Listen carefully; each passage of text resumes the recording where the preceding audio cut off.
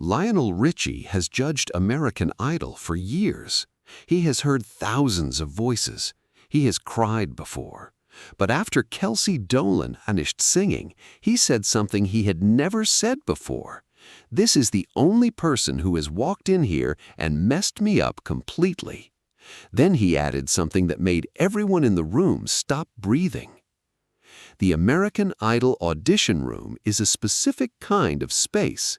It is, by design, a place where hope and vulnerability exist in close proximity, where people who have been carrying something private bring it into a room with cameras and judges and the particular pressure of a format that requires them to stand alone and be evaluated, and where the thing they are carrying sometimes becomes visible in ways they did not anticipate and did not plan for. Lionel Richie had been sitting at the judges' table since the show's revival in 2018, and he had developed, over the seasons, a relationship with the audition room that was shaped by his specific understanding of what the people who walked through that door needed. He had said many times, in various ways, that his role was not primarily critical, that the young performers who came before him needed something that criticism alone could not provide, that the most useful thing a judge could be, in his view, was someone who recognized what was genuinely there and responded to it with the full weight of that recognition. He had cried in the audition room before Kelsie Dolin walked in. He was not, by his own description, someone who was difficult to move, someone whose professional experience had insulated him against the emotional content of what he witnessed. The specific combination of a voice that is genuinely doing something and a story that gives that voice its particular meaning had produced tears from him before. He had wiped his eyes, composed himself, said what needed to be said. He had managed, in every previous instance, to remain functional, to be moved without being undone, to feel what the moment asked him to feel while still being able to deliver the response the situation required. What he was not prepared for was Kelsie. Kelsie Dolin was from Boone County, West Virginia, one of those American places that exist at a significant remove from the entertainment industry in every possible sense, that produce people whose relationship with the idea of standing in front of television cameras is shaped by distance rather than proximity, for whom the audition room itself represents a journey of a kind that the people already inside the industry have largely stopped being able to see. She had not grown up in an environment organized around the pursuit of entertainment careers. She had grown up in West Virginia, in the specific circumstances of a life that had produced, among other things, a voice, and a grandmother who had always known that voice was something. The grandmother had been the one who heard it first, in the way that grandmothers often hear things in grandchildren that the grandchildren themselves are not yet fully aware of. She had been telling Kelsie for years, with the particular certainty of someone who is not offering a compliment but reporting an observation, that the voice was a gift, that it was not meant to stay inside the rooms of a house in West Virginia, that it belonged to the world in the specific way that certain things belong to the world rather than to the person who carries them. Kelsie had received this assessment with the combination of gratitude and uncertainty that people bring to praise from people who love them, when they cannot yet fully distinguish between what is true and what is wished. She had not yet stood in front of strangers and offered the voice to people who had no particular reason to be kind about it. Then COVID arrived. The pandemic that moved through the world in 2020 and 2021 produced, among its many consequences, the specific grief of people who lost the people they loved to something invisible and fast and indifferent to the particular irreplaceability of the person it took. Kelsie's grandmother died of COVID. The woman who had spent years telling her granddaughter that her voice belonged to the world did not live to hear it given to the world. She died with that knowledge unrealized, with the gift she had identified still inside the person she had identified it in, unshared, undelivered, belonging still only to the rooms it had always occupied. Kelsie came to American Idol for her grandmother, This was not a marketing decision or a strategic choice about how to present herself to judges who had seen everything and were therefore susceptible to the specific framing of a contestant with a story. It was simply the truth of why she was there, the direct, unornamented reason that a girl from Boone County, West Virginia, had made the journey to stand in the American Idol audition room, which was that her grandmother had always believed this was supposed to happen and had died before it did. And Kelsie had decided, in the specific way that grief sometimes produces decisions that are more certain than anything joy has ever generated, that she was going to make it happen now. She sang Kelly Clarkson's Piece by Piece for her first song. The choice carried its own specific weight, a song about a father who stayed, about the specific form of love that shows up and keeps showing up, about the particular quality of being chosen rather than left.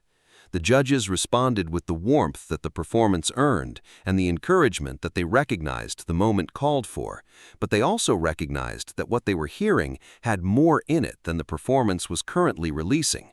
Katy Perry told her she wanted to hear more power. She told her that what she was sensing underneath the surface of the voice was something larger than what was currently being allowed out, and that she wanted to see what happened when that something larger was given permission to emerge. Kelsie chose Adele's When We Were Young for her second song. The choice was, in retrospect, the only possible choice, a song about looking back at something that no longer exists, about the specific quality of remembering someone as they were before time changed them, about the grief of distance from a past that cannot be returned to. She sang it for her grandmother. She sang it for the woman who had always known what the voice could do and had died without hearing it do it in the way it was supposed to be done, in front of people who had no reason to be kind and were not being kind, but were being accurate, which is a different and more valuable thing. Katy Perry pumped her forward, told her to give more, take up more space, let the voice do what it was capable of doing. And Kelsie, who had spent her life in a house in West Virginia, managing the voice for rooms that were not prepared for its full scale, began to let it go. The sound that came out of her as she moved through the song was the sound of someone discovering, in real time and in front of cameras, the difference between containing something and releasing it. The specific experience of a voice that has been held within the dimensions of a small life, suddenly being given the permission and the occasion to fill the dimensions it was actually built for. Lionel Richie was in his corner of the judges' table. He had been watching. He had been listening with the quality of attention that he brought to the voices he considered genuinely significant. Not the evaluative attention of someone assessing a product, but the receptive attention of someone who has spent his entire life understanding that voices carry things that transcend the technical qualities that audition feedback is supposed to address. As Kelsie moved through When We Were Young, something happened to his face that was visible to the other judges before it was visible to him. Katy Perry noticed it, glanced at him, saw what she saw. His eyes had filled. He was not managing it yet, he was just in it, the way people are in things before the professional training that usually keeps things manageable has had time to engage. Kelsie finished. The audition room did what audition rooms do when something genuine has happened inside them. It held a different quality of silence than the silence between performances, a silence that acknowledges rather than simply waits. The judges began to respond. Katy spoke, Luke spoke, and then it was Lionel's turn. And Lionel, who had been wiping his eyes with the particular efficiency of someone trying to manage something that is not fully manageable, said the thing. "This is the only person who has walked in here and messed me up completely." He said it with the directness of someone making a factual statement rather than a rhetorical one, not performing emotion for the cameras or the moment, but reporting accurately on what had just happened to him, which was that a girl from West Virginia singing for her dead grandmother had done something to him that the accumulated professional experience of years at the judges' table had not prepared him for and could not protect him against. He was not performing. He was simply telling the truth in the blunt, specific language of someone who has run out of the ability to frame the truth in any other way. And then he said the other thing, the thing that made the room stop. He looked at Kelsie, who was standing at the microphone with the particular quality of exposure that comes from having given everything you have in a room full of people who were watching, and he said, "If we could give you a hug every day and tell you how beautiful you are, you would understand why we're crying." What he meant, what the sentence contained past its surface, was something about the specific relationship between beauty and the people who carry it without knowing it.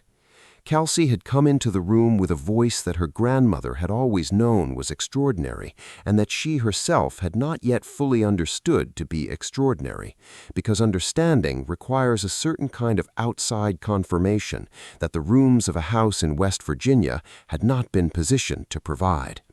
What the audition room had provided was that confirmation, not as a talent show verdict, but as something more fundamental, the specific experience of being seen fully by people who have no reason to overestimate what they see. The yes came from all three judges. The golden ticket was given.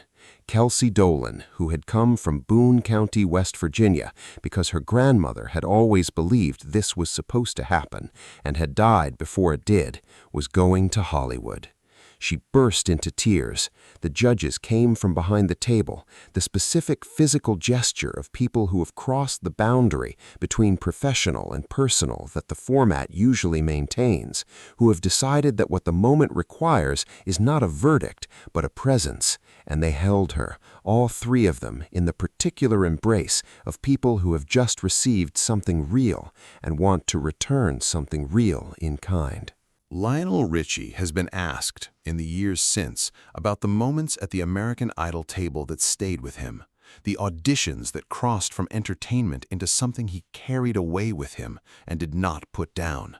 He has given different answers in different contexts, naming different moments for different reasons, but the nature of what he said in the room about Kelsie Dolin, the specific language of being messed up completely, the specific acknowledgement that she was the only one, suggests that what happened that day was not a gradation of what happened in other emotional auditions, but something categorically different.